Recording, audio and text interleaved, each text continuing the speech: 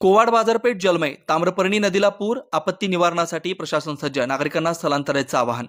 कोवाड तालुका चंदगड येथे ताम्रपर्णी नदीला पूर आलाय, तर कोवाड बाजारपेठेत पुराचं पाणी शिरल्यानं ही बाजारपेठ जलमय झाली आहे। कोवाड बाजारपेठ परिसर पुराच्या पाण्याने व्यापलाय। ग्रामपंचायत प्रशासनानं नागरिकांना आणि व्यापाऱ्यांना सुरक्षित ठिकाणी स्थलांतरित होण्याचे आवाहन केलंय। दरम्यान कोवाड ते बेळगाव व कोवाड ते निट्टूर मार्गावरच पुराचं पाणी आलंय, त्यामुळे संपूर्ण बाजारपेठ पाण्याखाली गेले, तर नदी काठालगत घरांमध्ये आणि दुकानांमध्ये देखील पाणी शिरलंय।